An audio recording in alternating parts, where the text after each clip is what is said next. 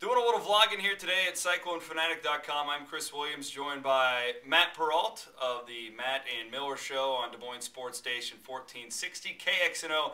This video blog is brought to us today by our good friends at Planet Sup. All right, Matt, we were both hanging out in Arizona last week. And one of my favorite parts, this is seriously one of my favorite parts, you're new to the area. You were in Lincoln, or you were in Omaha. Yeah. Don't say you're in Lincoln. The Husker fans will go crazy. You were really kind of blown away and taken aback by the Iowa State fans. We were watching that pep rally on the night before the game. It was really kind of fun for me to watch your reaction. Well, I think one of the things that I was so surprised about was the fact that you had a pep rally that was sort of way out in, it wasn't close to the stadium. We were at that Rawhide place that was, depending where you were staying, 20, 30-minute drive. Yeah. And the place had no clue what they were getting themselves into. No. I mean, they were lost with the number of people, beer drinkers, and people that wanted to eat. I mean, the lines were huge. They weren't ready for Iowa State fans by any means. So I think for me, it was kind of fun to go, all right, they probably thought 1,000 people were going to show up. And there were over 5,000 fans that came on out and just overran that place and made it into a really cool scene. And then, Jamie Pollard says that line at Texas Tech, and everyone kind of laughs at that. It was awesome. It was really wild. I mean, it was really a fun night. We had a good time there. The game itself, Iowa State wins 7-6. Let's just take a real quick look ahead before we talk some hoops. Next year, the schedule gets dramatically tougher. We talked last night on KXNO about the quarterback play, what could happen. If you had to make a pick right now, what they go next year, and obviously, listen, I understand that a lot can change, and nobody's going to write this down or anything like that, because I'm going to give one myself. I mean, is 6-6 in your mind? Is 6-6, 7 wins possible? Yes. Yeah. I think so too. I really do.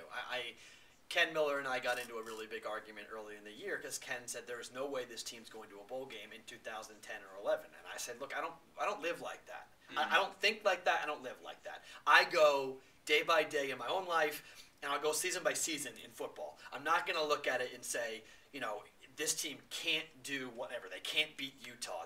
They can't beat Iowa. They can't. I'm not going to say any of that because I think this team necessarily, with an off season with these coaches, year 2, they're all going to be more comfortable. You have to think the quarterback takes a big step forward. Hopefully they recruit.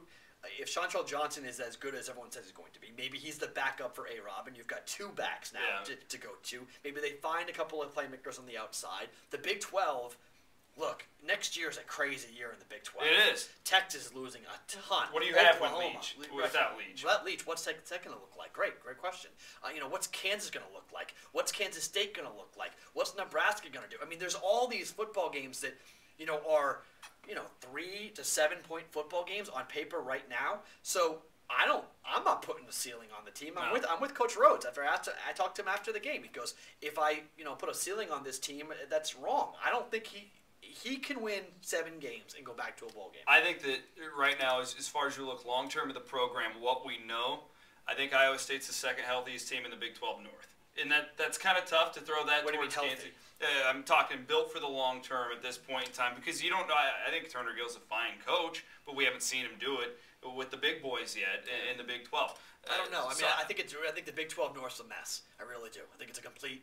It is a mess. Nebraska is the team to beat. I don't think there's a debate in there. The Huskers are the team to beat. And then after that, it's a complete mess. Okay, I'm going to say just right now, this is really early. Don't write anything down, Fanatics. I know you like to do it. I'm going to say 6 wins is very possible. I think it is too. I think everybody's looking at non-conference. They're going automatic 2 losses. Home for Utah and then taking on Iowa over in Iowa City. Look, there's not one game on the schedule that you right now, given what this year looked like, you play every week, you play every game. Yep. 6, 7 weeks. Preseason, you tell me that Iowa State goes to Lincoln and wins? Oh, I know. Come on. There's no way. You say win the Insight. Right, win the Insight Bowl. So I think this staff has proven us all wrong in terms of putting expectation levels on them and what their ceiling is. All right, let's talk some hoops real quickly. Big game coming up tomorrow, the Clones and the Dukies. I was at the press conference yesterday, and basically everybody was trying to get the question out, are you guys intimidated by Duke? We heard of, well, we play Kansas and Texas every year. There's still an aura around Duke. When you're Iowa State, you don't play Duke. I mean, this happens like once a decade, if that. There's still some sort of an aura around Duke that I think there might be a little bit of an off factor for some of the younger players on the team. I don't think it's going to phase Craig Brackens at all. I don't think Iowa State will win this game. You are kind of taking the other route where they have to win this game. Is that correct? If they want to go to the NCAA tournament. You honestly believe that, having not played one Big 12 game so far? Doesn't matter. Their non-conference right now is not good enough to be an at-large bid. Because where are they going to finish in the Big 12? Top 6? You just don't know, Matt. Maybe. You don't know, though. I mean, just like you were talking about with football, did you think they would win in Lincoln? Where do you think this basketball team? That's one game. Basketball, they're going to play 16 games here. Where do they finish in a 16-game Big 12 schedule? I think you got to pull one of the upsets at home. I think I'm 9 and 7. Texas or Kansas. I think 9 and 7 is a realistic number for them. Then you're in. You're in 9 and 7 in the Big 12 No, this year. you're not. Yes, Because they're non-conference. That's my point. 9 and 7. 9 and 7 get a win in the Big 12 tournament. Who have they beat in the non-conference that shows the committee that they're an NCAA tournament team? If you go they haven't. They lost to UNI at home, which is going to be a win that UNI is the best team in the Valley by far, but it's still a loss at home to them. Losing Northwestern on a neutral court, how good is Northwestern? We don't really know yet. They don't. Houston, that's your best non-conference win. You got to have a marquee non-con win. They don't have it. You got to look at it this way. If they go 9 and 7 in the best league in America, if they take a game in the Big 12 tournament, they will not be kept out. Big 12 best league in America, would you say that at this point? Yeah, I think so. I think preseason they were picked to be that. I think they still are. Although Oklahoma really has not performed very well at all this year. They're too talented to stay down. True, but I'm shocked at their start. They're not going to the NCAA tournament. Texas Tech.